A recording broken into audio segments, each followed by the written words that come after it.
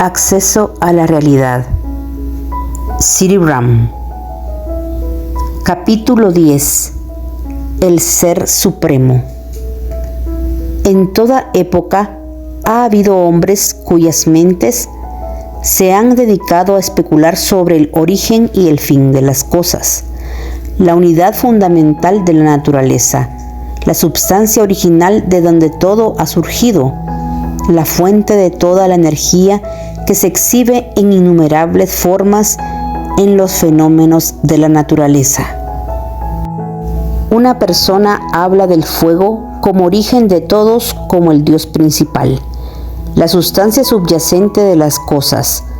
Otra habla del agua, el gran abismo, como matriz y cuna a la vez de la naturaleza. Otros hacen referencias similares al éter, al aire y a la tierra. Los modernos eruditos se desconciertan con estos términos, que para los antiguos filósofos no tenían el sentido literal que ordinariamente les asignamos, sino cierto sentido técnico y amplio. Cuando diferentes filósofos presentan y alaban estos diferentes símbolos como el principio más importante para el universo, como por ejemplo en los antiguos himnos indos, están acercándose, cada uno a su propia manera, a las mismas verdades centrales. Entre los diversos términos empleados por los antiguos filósofos de Occidente, tanto anteriores como posteriores a Platón, hay uno que en la literatura teosófica moderna ha alcanzado gran profundidad de significado e importancia, en contraste con las débiles e inciertas interpretaciones de los eruditos modernos, y es la palabra logos. Este término ha sido interpretado de diversas maneras en los contextos de las antiguas escrituras, como la fuente de vida e inteligencia, la ley de los procesos mundiales, el mediador entre Dios y el mundo, la razón divina, el unitario principio cósmico, etc. Todo esto aturde en extremo a una persona que no haya sido ayudada a captar el espléndido todo, del que tales descripciones son facetas diferentes, ya sea por medio de una enseñanza tal como la que tenemos en la teosofía moderna en su forma, pero en esencia también la más antigua sabiduría, o por algún instructor que sepa la verdad acerca de estas cuestiones. Cuando se comprende la verdad, cada una de estas ideas del pasado entra a ocupar su lugar propio, y quedamos en situación de adquirir un concepto más cabal sobre ellas, sintetizando todo cuanto tienen de verdadero.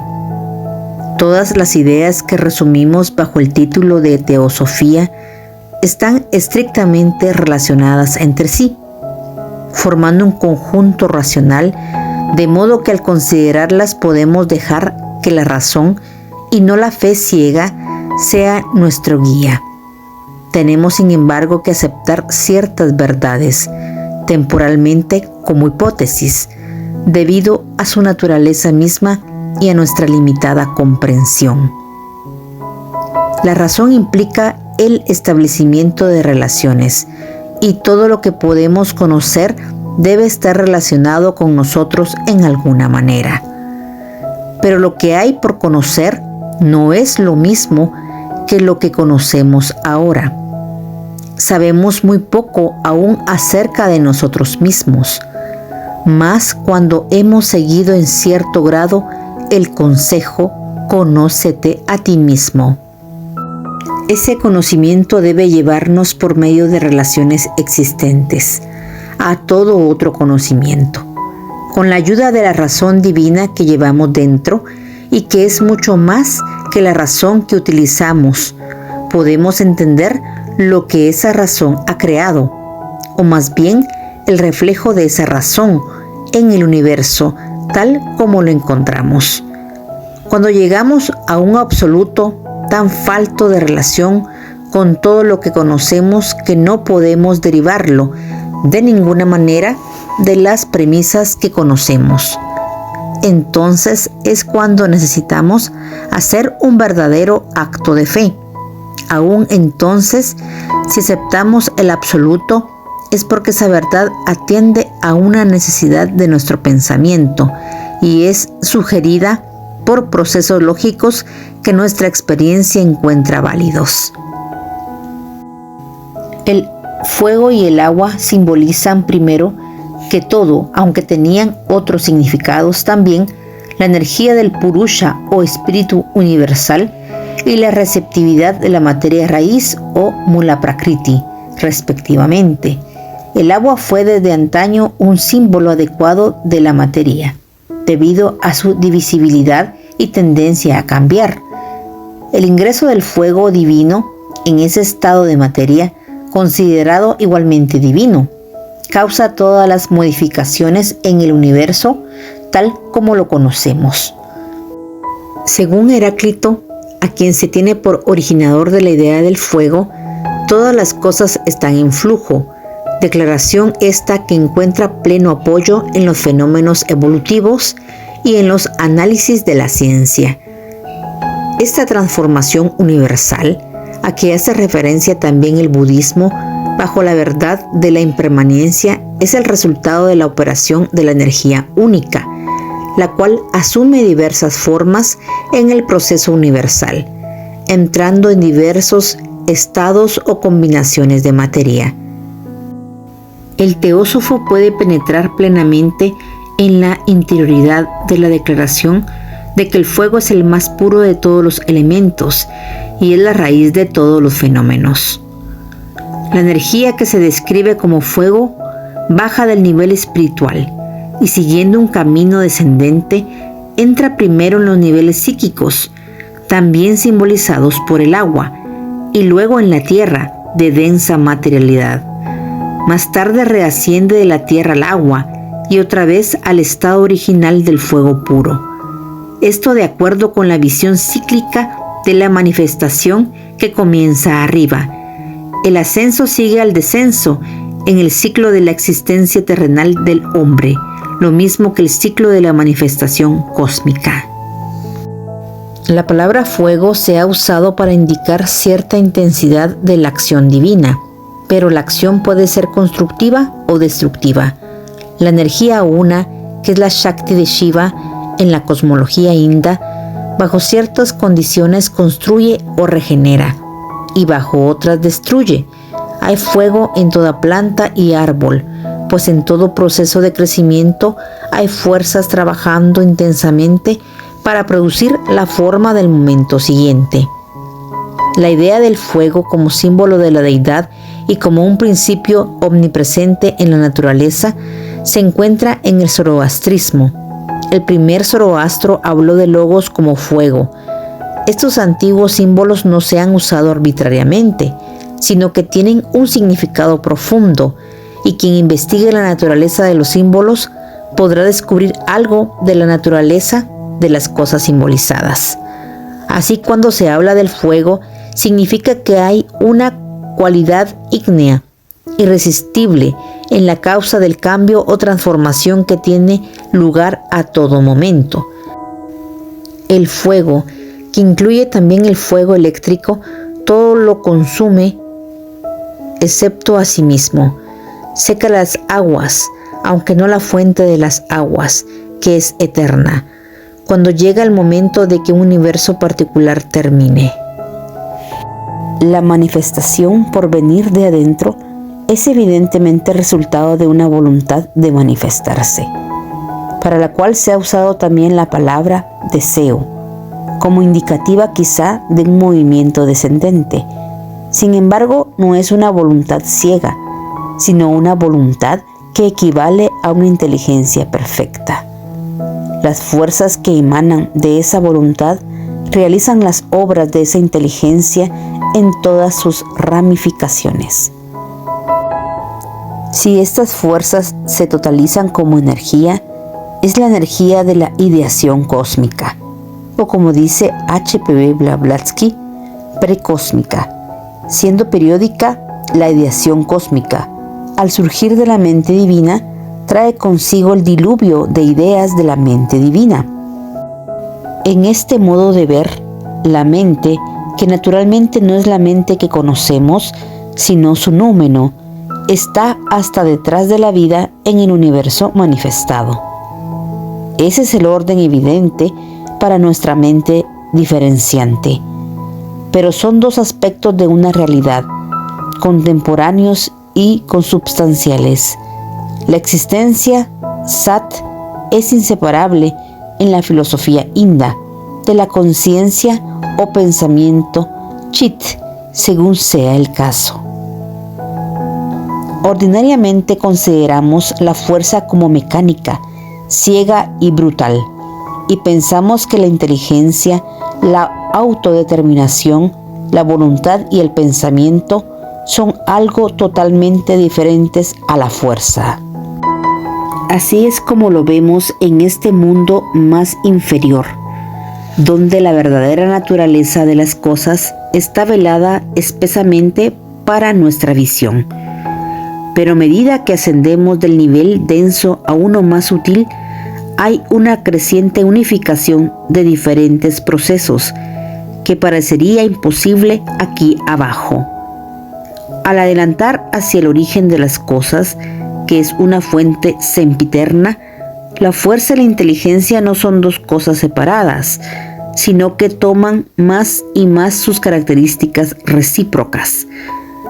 Es una evolución del todo inteligente, operada con fuerzas diferenciadas. Cada fuerza obra como un instinto en la naturaleza, de acuerdo con una oculta ley de acción, una oculta inteligencia que parece saber cómo ha de actuar, cuál es la meta por alcanzar y cuáles son los medios por los cuales puede lograrse ese fin. Una inteligencia en su cualidad espiritual no está sentada, como si dijéramos, incapaz de hacer otra cosa que buscar un agente que haga su voluntad. La inteligencia y la voluntad obrando de consumo configuran los medios junto con el fin y así dan nacimiento a la certeza de acción que no se desvía de los planes de esa inteligencia. El poder de ser una causa eficiente se mezcla con la inteligencia divina, universalmente presente en la naturaleza. Pero una causa menor actúa siempre dentro de los límites señalados por una causa mayor. Hay una jerarquía de inteligencia y una jerarquía de causas. Según los filósofos ya mencionados, todas las cosas suceden por medio de logos, el verbo, por cuyo medio se manifestó la razón divina o la sabiduría divina. Él es la causa de las causas, el generador de luz y vida, según Filón, el filósofo alejandrino citado por H.P. Blavatsky. Ahí está el concepto de la filosofía hindú, de Brahman en sus dos aspectos, con y sin cualidades. En este último aspecto se le considera como el Purusha supremo, el potente hombre universal. Pero en los conceptos mencionados antes, el Logos es una ley o un principio que rige y gobierna los procesos mundiales, y no una persona, punto este que también refleja un pensamiento prominente en el budismo. Si consideramos a Logos y al mundo como separados, el mundo está en un constante estado de devenir. Este devenir está sujeto a la ley, la cual es la naturaleza de Logos, pero también está impelido y guiado misteriosamente por él desde dentro de todas las cosas abarcadas por los procesos mundiales. Su naturaleza, su ley, opera a la vez dentro y fuera para cada ente y unidad individual. Una de las ideas que encuentran muy difícil de comprender los modernos escritores sobre este tema es la de la materia y Dios. Son dos aspectos de una unidad mundial. Esa idea se encuentra en la escuela de los estoicos. Ellos enseñaron cómo aparece en las cartas de los Mahatmas a A. P. Sinet que la materia y Dios o cualquier otro término que se use para este último no están separados, sino que son en realidad dos aspectos de una misma realidad. Si por Dios quiere entenderse el logos que se manifiesta, no el Dios que es todo en todo. La manifestación es siempre dual, o sea que toma la forma de acción o movimiento desde los dos polos del espíritu y la materia. Y todo cuanto encontramos en el universo es el resultado de estos dos movimientos, centrífugo y centrípeto. El uno asciende y el otro desciende, encontrándose en los puntos perfectos de entrada a las esferas inferior y superior respectivamente. Uno de los significados que se da a la expresión logos es el de que Él está presente en cada cosa, que Él contiene en la forma de su presencia la fórmula del desarrollo de ella. En cada cosa que es individual, en cada tipo, en cada especie, existe un modelo que determina su evolución. Cada modelo es diferente de los demás. La semilla del loto tiene en sí la forma completa del loto, y así todas las demás cosas, para cada una de las cuales existe una forma final de perfección. Puesto que hay innumerables cosas en el universo y cada uno lleva dentro de sí la forma de su singularidad, hay innumerables logoi. Si bien puede concebírsele como diferentes entre sí, como la rosa es diferente de la palma real o del loto, no son otros tantos logoi sin relación entre sí, sino todos son factores de un logos, emanaciones de la unidad. Esto puede describirse como monismo panteísta. Representa un concepto de la unidad en la pluralidad. Si hay verdad en la idea de unidad, también la hay en la de pluralidad, hasta donde alcanza nuestras percepciones. Es difícil entender la relación del uno y de los muchos, concebir estos logoi como potestades independientes y a la vez como aspectos o rayos del único sol central inextinguible. Se ha dicho que la doctrina de la Trinidad es un misterio profundo. ¿Cómo surge la Trinidad de la unidad? También, si hay 7 logoi, como los 7 colores del espectro o las 7 notas de la escala musical, por cuyo medio pasan la luz y la vida, ¿cómo surgen estos 7? Al logos se le ha descrito como el oculto de lo oculto y el Señor de todos los misterios. Cuanto más ahondamos en estas descripciones, más hallamos en ellas. Las ideas son profundas, porque el concepto de logos abarca tanto. Él resume en sí mismo el total del universo en su aspecto subjetivo o vital. Si imaginamos a logos como un punto, el cual en verdad carece de dimensiones, ese punto es el centro de una radiación infinita. Pasan a través de este punto una infinidad de líneas, que también son un concepto puramente geométrico, pues jamás podemos en realidad ver una línea consistente de puntos colocados en ese orden. A través de cada punto pueden trazarse innumerables líneas. En este símbolo, el punto está conectado con el universo externo por estas innumerables líneas. Si consideramos al punto como el origen o el primer logos, primero en manifestarse, entonces estas líneas son inteligencias que emanan de logos, así como poderes o aspectos de su ser. Primero pensamos en el punto y luego en las líneas. Pero ¿dónde está el punto? Están también simultáneamente las líneas, de las cuales el punto es el centro común de intersección. Si consideramos a logos como la unidad, él es también una multiplicidad de inteligencias que parecen separadas de él, pero que en realidad no lo están porque son aspectos de él. Tenemos que reconciliar en este concepto la independencia, la individualidad de las inteligencias operantes, su unidad espiritual. El punto es el origen y centro, como también una síntesis, es el inicio de una manifestación total, como también el de todas las manifestaciones individuales, y en él se sintetizan y se resuelven finalmente todas las manifestaciones individuales. Los 7 que forman el uno son distintos del uno, pero no están separados. Constituyen centros separados de acción. Cada centro tiene su individualidad propia. Sin embargo, perfectamente coordinados, son como centros de un mismo cuerpo o cerebro que actúa como un conjunto. Los 7 son manifestaciones del uno, no creaciones que aparecen simultáneamente con el uno. La naturaleza extraordinaria de este fenómeno se demuestra en el principio de la mente, la cual fue descrita por Platón como un compuesto de lo mismo y otro. Cada hombre es una entidad individual, libre de trazar su propio camino, aunque limitado por su propio karma, pero que está evolucionando por medio de esas mismas limitaciones para unirse libre y voluntariamente con la fuente de donde ha caído.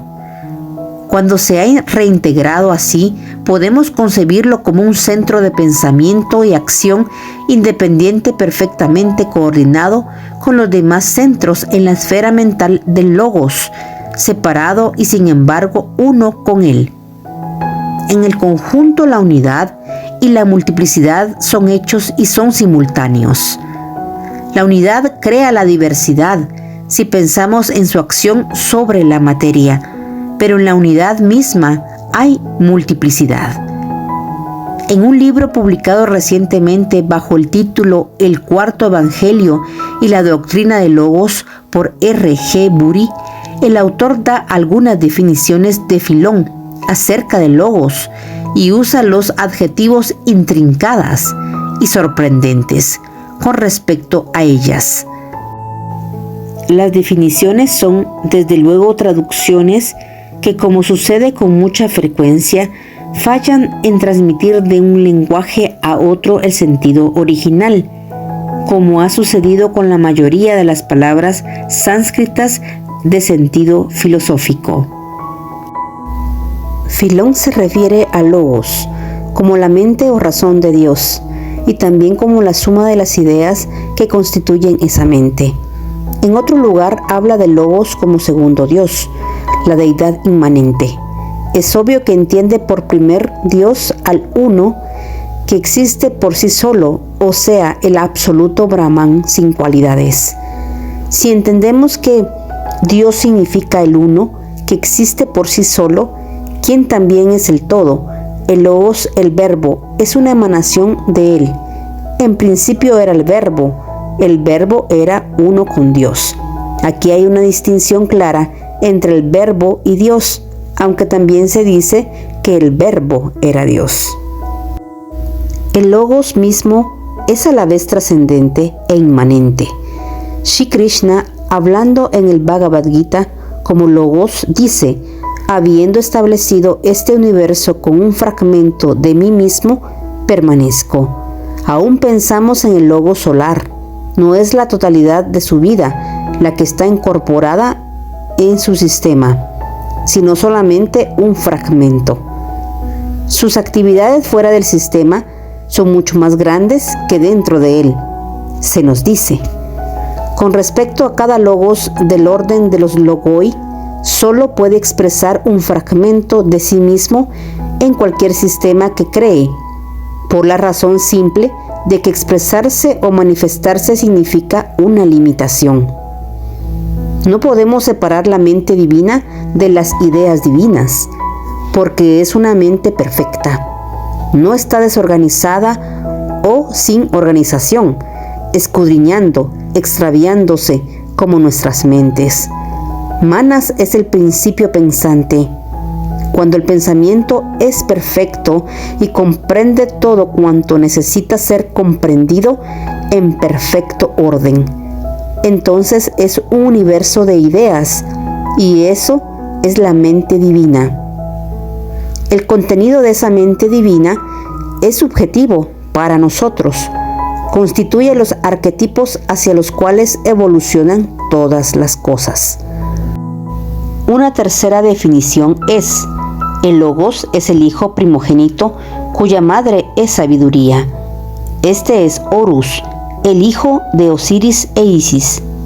La madre es la materia raíz o Mula Prakriti, el que tiene las cualidades del espíritu siempre libre e incognoscible, y sin embargo manifiesta las cualidades en las limitaciones de forma o materia. Puede ser considerado como engendrado por ambos. En un cuarto término, Él es la imagen o copia de Dios, también el mediador entre Dios y el mundo material. El Logos manifestado tiene que ser una imagen de Él mismo en la forma inmanifiesta, y es el lazo entre la deidad absoluta y el mundo de materia. Se deduce que la idea del Logos surgió como un medio de salvar el abismo entre Dios, que mora por siempre en el cielo y la tierra. Cielo y tierra indican aquí respectivamente el estado trascendente y las limitaciones de la inmanencia. Hijo, mediador, pero no en el sentido de la teología cristiana. Agente, instrumento, todas estas son descripciones que se usan para dar idea del estado y funciones de Él. Se ha descrito a Logos como la individualidad o ego único, de cual todos los egos individuales son reflejos. Puede considerársele como un ego en el sentido puramente filosófico, porque Él es el foco de la mente universal. También se le ha dado el título de hombre celeste, porque Él es el prototipo del hombre terrenal formado a su imagen. En las estancias de la doctrina secreta por H.P. Blavatsky se dice que Él resplandece como el sol, lo cual trae en la mente la descripción como montaña de luz en los libros hindús, y también que Él es el flameante dragón de sabiduría. Estas sorprendentes descripciones y muchas otras posibles muestran que los nombres de Él son innumerables. Como se ha dicho de Vishnu, el omnipenetrante en la cosmología hindú, también llamado Maha Vishnu, en su aspecto supercósmico, porque su naturaleza es tan múltiple en su unidad. Como dice el Bhagavad Gita, como maravilloso lo considera uno, como maravilloso habla otro de Él, como maravilloso oye otro de Él, empero habiendo oído, ninguno en realidad comprende. En todos los conceptos con que se ha rodeado la realidad de lo que Él es, por los que han tenido una lejana vislumbre de ella en alguna forma directa o indirecta. La dificultad que más que cualquiera otra parece haber atormentado al pensamiento cristiano primitivo es el lugar que ocupa el Espíritu Santo en relación con Él. Las palabras mis, más, Espíritu Santo sugieren una influencia sutil, intangible, impersonal, pero poderosa. No puede ser que esta influencia, con el poder que emana, sea independiente del Logos, pues Él es el principio y fin de todas las cosas creadas. La influencia tiene que fluir a través de Él o desde Él. Él ha nacido de la luz, como hijo de la luz, o Él es la fuente misma de la luz, el Padre de las luces, puesto que Él es ciertamente el origen de toda luz manifestada. La relación del Hijo con el Padre debe ser un misterio para nosotros hasta que alcancemos el plano de ese misterio y pasemos más allá de él. Esperanza esta que podemos alimentar como creyentes en la inmortalidad. Y hemos de alcanzar ese plano con esa naturaleza de nuestra individualidad, que es capaz de elevarse hasta allí. En el Bhagavad Gita, Shri Krishna habla de sus dos naturalezas, la naturaleza de materia, que podemos identificar con nuestros conceptos de la naturaleza, y la naturaleza divina, que es una luz omnipresente que da sobre la materia imprimiendo en ella las ideas divinas. Estas ideas son sumamente interesantes, pero lo interesante y prácticas que sean depende de lo reales que sean para nosotros. Cada uno pone en todas esas ideas el contenido de su propia conciencia. Una idea como la de Logos puede ser la más maravillosa idea concebible si se le da un significado extraído de las riquezas de nuestra propia conciencia. O puede ser muy pobre en contenido y entonces no es sino una palabra a la que se inviste de significados que no tienen ninguna relación con ella, o que hasta pueden ser el reverso de la realidad. Hay una diferencia entre la metafísica y el ocultismo. La metafísica es lo que está más allá de la física y trata de explicar tanto la mente como los fenómenos de la materia con las verdades que postula. En ocultismo tratamos con la fuerza, la realidad y la vida. La metafísica no necesita diferir del ocultismo en su aspecto teórico, pero a veces difiere. Todo cuanto no nos afecta vitalmente tiende a volverse irreal. Todo lo que se dice acerca de Logos, por ejemplo, puede parecérseles a algunos remoto e irreal. Eso se debe a que aún no han captado la realidad de ello. Pero Logos no es algo lejano y abstracto. Él es una realidad que existe aquí y ahora. Él está en el corazón de cada uno, como el poder que opera allí. En nuestros corazones es donde podemos sentir su presencia. Cuando la sintamos así, Él será para nosotros una formidable realidad, al lado de la cual todo lo demás se desvanecerá en la más completa insignificancia.